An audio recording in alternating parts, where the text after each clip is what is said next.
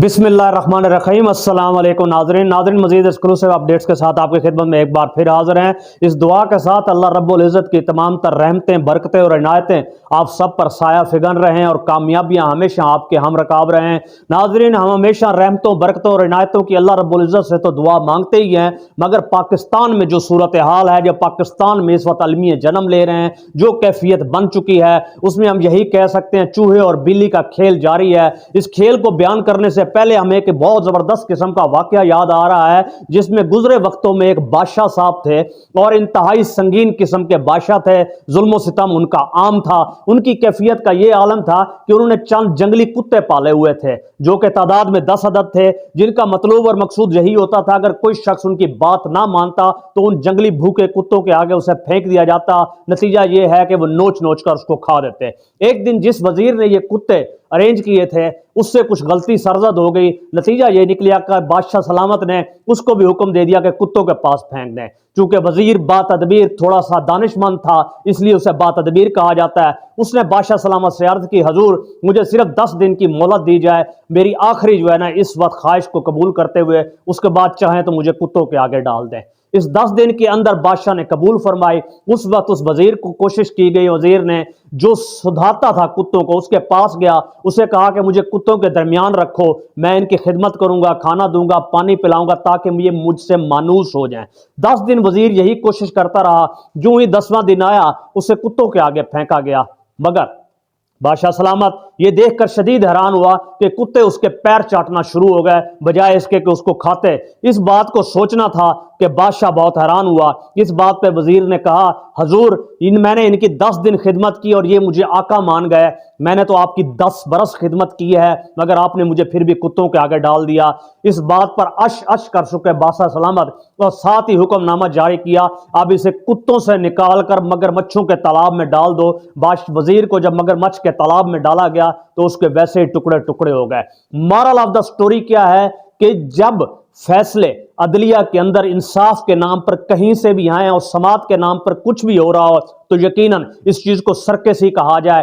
पाकिस्तान में इस वक्त बड़ी कुर्सी पर बैठे हुए छोटे लोग, वो छोटे लोग चीफ जस्टिस ऑफ पाकिस्तान काजी फायज ईसा की शक्ल में हो या हमारे chief of the army staff की शक्ल में हो, जो हमेशा हम बात करते हैं कि आईने पाकिस्तान, दस्तूर पाकिस्तान के खिलाफ तो चलेंगे, मगर पाकिस्तान की फौज हमेशा आइन से तो बालातर खुद को समझती ही है और है ही, मगर अमेरिका और अमेरिकी साम्राज्य के नीचे समझती है। जिसका नतीजा आपने गुज़िश्ता दिन देखा, सूरत हाल क्या थी।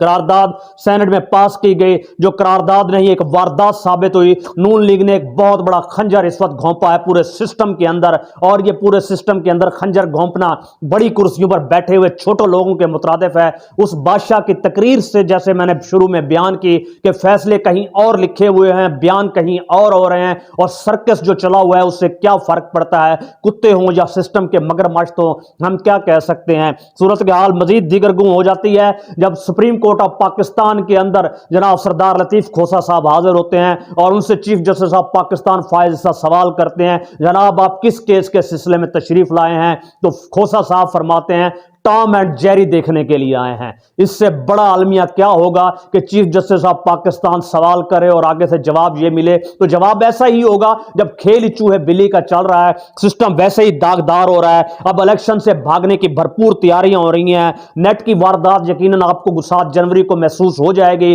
जिसमें पीटीआई का टेलीथॉन भी है, जलसा भी है, शौकत खानम के हवाले से भी बात है, नेट को बंद कर दिया जाना है। उस हवाले से आप देख चुके हैं चीफ इलेक्शन कमिश्नर की चोरी भी सामने आ चुकी है। खास साथ ये है कि इस वक्त अमन आमा की कोशिश के लिए रेड जोन को भी सील कर दिया गया है, और द इकोनॉमिस्ट के अंदर जो इमरान खान साहब ने इस वक्त सूरत हाल बपा की है, जो मजमून शाया हुआ है, नाजरीन क्या कहने कि अश अश कर चुके, पूरे सिस्टम को नंगा करके रख दिया इमरान खान ने। और यकीनन करीना ख्यास है कि रात के शब में और किसी अंधेरे में कोई शख्स आया, उसने लाठी 3 बार खटखटाई और साथ ही खांसने की अंदर से आवाज आई, और खांसने के साथ ही एक कागज और कलम अंदर पहुंचा दिया गया।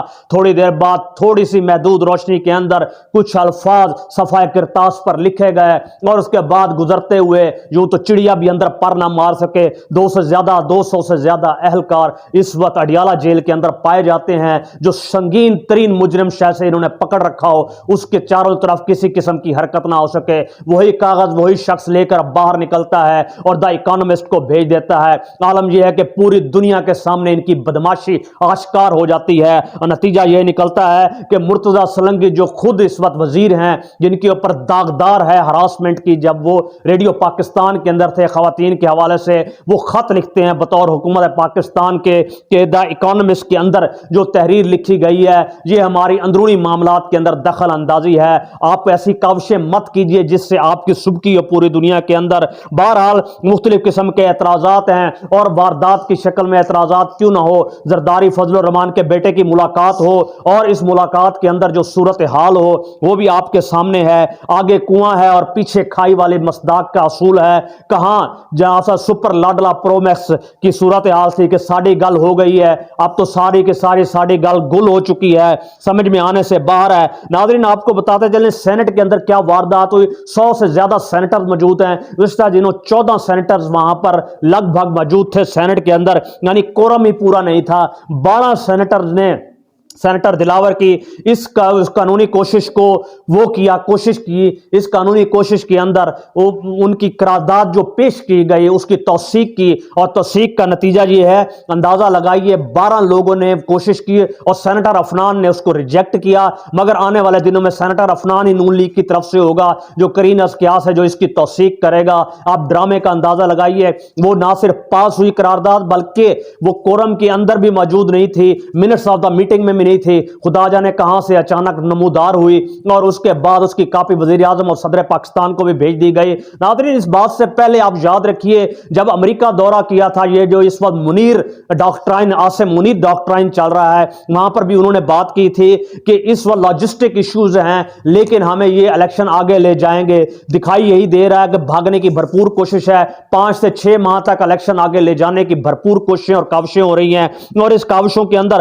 اب صدر پاکستان الوی صاحب کے اوپر سخت پریشر ہے، معاشی ایمرجنسی لگانے کے لیے ان پر زور ڈالا جا رہا ہے، دباؤ ڈالا جا رہا ہے، پوری کوششیں ہو رہی ہیں، یعنی ریاستی بدماش زبردستی کوشش کر رہے ہیں اور تاکہ یہ وزیر اعظم ہاؤس کو اس وقت معیشت کے نام پر لیٹر جاری کریں تاکہ اس کو قانونی شکل دی جا سکے۔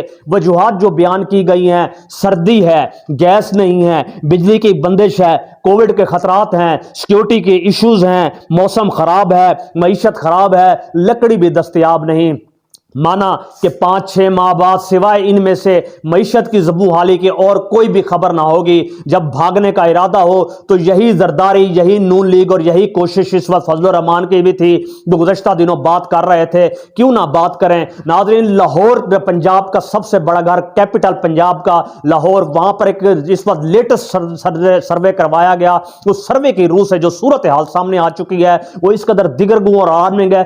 14 سیٹوں میں سے نون لیگ صرف 3 سیٹیں جیتتی ہوئی دکھائی دے رہی ہے۔ یہ انتہائی تھرولی اس قسم کا سروے تھا، اور وہ جو 3 سیٹیں بھی ہیں اس میں 40 سے 70% تک کمپنی اپنی پوری کوششیں بروئے کار لائے گی تب جا کر نون لیگ جیتے گی، ورنہ وہ 3 سیٹیں بھی نہیں، یعنی 17 سیٹوں کے اندر 14 سیٹوں کے اندر مکمل کلین سویپ ہے اس وقت، پی ٹی آئی کر دے گی ان کو۔ یہ ان کی المیہ ہے، یہ دوڑ کی وجہ ہے، یہ فرار کی وجہ ہے، یہ نکلنے کی وجہ ہے۔ وہ نکلنے کی وجہ کیوں نہ ہو کہ عمران خان صاحب نے واضح اور باشگاف الفاظ میں کہا، نہ تو مفاہمت ہوگی نہ ہی منافقت ہوگی، ظلم کے جبر کے اس نظام کے سامنے ہم ڈٹ کر کھڑے ہیں، کھڑے رہیں گے، اور ہمیشہ سب کو کھڑے ہونے کے لیے کہا گیا ہے تاکہ کبھی بھی تاریخ آپ کو بغاوت کے نام سے، کبھی کبھی منافقت کے نام سے جو استعمال نہ کرے، ہاں باغی کہے، حق کی طرف چلنے والا کہے تو زیادہ بہتر ہے۔ ناظرین دوسری طرف ISI کے میجر جنرل مشتاق صاحب ہیں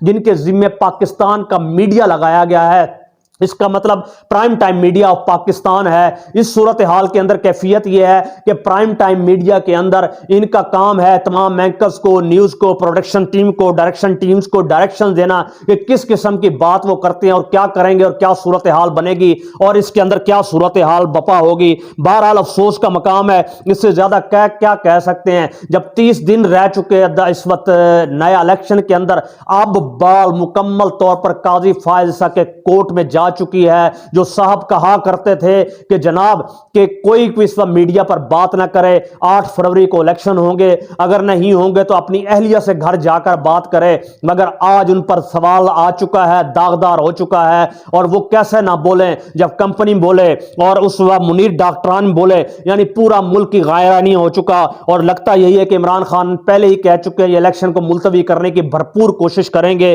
نتیجہ آپ یقیناً جانتے ہیں, اسٹیبلشمنٹ کے خوف کی وجہ پی ٹی آئی اور عمران خان ہی ہے. یہی وجوہات ہیں جس کی وجہ سے یہ پوری کوشش کی جا رہی ہے. بہرحال ان گنت کوششوں کے اور ان تمام تر کاوشوں کے باوجود پی ٹی آئی ون کرتی دکھائی دے رہی ہے. دوسری طرف خبر یہ بھی ہے تحریک انصاف کے لافانی شہر عاصم تنہا قتل ہو چکے یا قتل کر دیے گئے, یہ بھی ایک افسانہ ہے. بہرحال اس کو کیا کہیں گے, ہم یہی جان سکتے ہیں کہ زمین سے لے کر ضمیر تک سب کچھ اس ملک میں بک چکا ہے, ہر چیز بکاؤ ہو چکی ہے. اب تو کیفیت یہ ہے کہ عمران خان یا عوام یا شریف یا کمپنی, دو ہی صورتیں واضح اور واشگاف طور پر سامنے آ چکی ہیں. عمران خان ان کے حواس پر جیل میں بیٹھا ہوا سوار ہو چکا ہے, اور یہ کیفیت اندر ہی اندر جو ان کو کھائے جا رہی ہے. اب تو فوج کے اندر کے حلقوں میں بھی جھوٹ اور منافقت سے کام لیا جا رہا ہے.